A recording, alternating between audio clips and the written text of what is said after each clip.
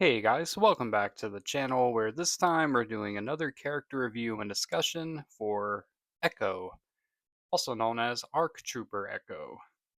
Now, Echo is a character who has been with us in Star Wars animation, going all the way back to the early seasons of the Clone Wars, and most recently in The Bad Batch. He is one of the most developed clones that we have in the Star Wars universe, having gone on a journey from being a very naive clone rookie, still kind of figuring out his way in the Clone Wars.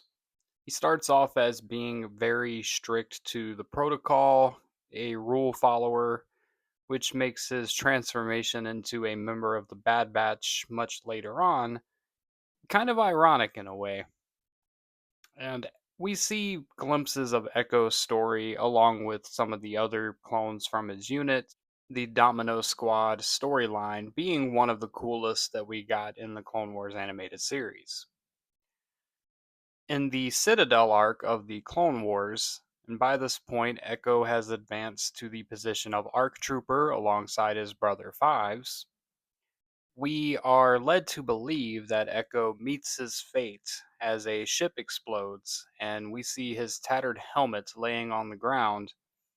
And it is pretty much assumed at this point that this was Echo's death. He wouldn't be brought back. However, we find out much later on that he is actually alive and well, being held captive by the Separatists, having his body modified and basically hooked up to a machine in order to retrieve information for the Confederacy. He reappears in the first arc introducing the Bad Batch, as they are the ones who assist the team to rescue Echo from the Separatist clutches. After this, Echo decides that his role no longer remains with the 501st under Captain Rex, but instead with the Bad Batch, where he finds a new home. We then see Echo reappear in the series, which is a spin off of the Clone Wars, The Bad Batch. So he is a member of the core team. Now, what's interesting about him is that in the grand scheme of things, he is probably the member of the Bad Batch that has the least amount of significance to most of these storylines. He's not featured as prominently as characters like Crosshair or Tech or Hunter, but he is a very integral part of the team. He essentially functions as having a droid that is also a clone soldier, being able to hack into different types of equipment and use what was modified from him by the Confederacy as an advantage, which makes him a very interesting character, in my opinion. And he does have a plot in the final season of The Bad Batch where he is working with Rex to try and save clones from the inhibitor chips, just trying to band together as many of their brothers as they can in the aftermath of Order 66 and the fall of the Republic. And he becomes a bit of a figurehead for starting this clone rebellion, really going out of his way to put himself and others in harm's way in order to rescue as many of the clones as possible, which really reaffirms his loyalty to his brothers, especially the ones he has lost, as we've seen throughout his appearances in the Clone Wars. Echo is a really good character. Sometimes in Star Wars, when they bring a character back from the dead, it's not always the best choice. But I do think with Echo it made sense. I think it wasn't the worst decision in the world to bring him back. It made sense that the Separatists would want to capture a clone, especially one from a unit such as the 501st that was close with Anakin Skywalker, and just to be able to extract information.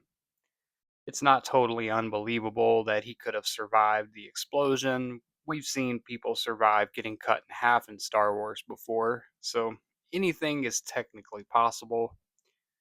I do think adding him to the Bad Batch was a great addition because he serves as the link between the Bad Batch, who are kind of separated from the rest of the clone army. He's the link between them and the standard issue clones. And that's something that I think is really cool and works really well for the story that they're telling with the batch. All in all, I think he remains one of the success stories of the Clone Wars, which did a phenomenal job at really giving personality and backstory to the clones as individuals. So we're going to give Echo an 8.8 out of 10. I think it's pretty solid considering that he has gotten a decent amount of screen time for being less than a major character in the Clone Wars. And the fact that they did invest in a payoff for his story, which started all the way back in the early seasons, to being a prominent member of their most recent animated show. And I do think we will see Echo again at some point. I think they are leading into the idea of the Bad Batch assisting the rebellion at some point. So I'm excited to see what they have in store for him. But yeah, 8.8 out of 10. That's going to be it for this video. I appreciate you watching. If you're not subscribed, consider hitting that subscribe button so you don't miss out on any of the content we got over here. And as always, may the force be with you. Now let's blow up that like button and go home.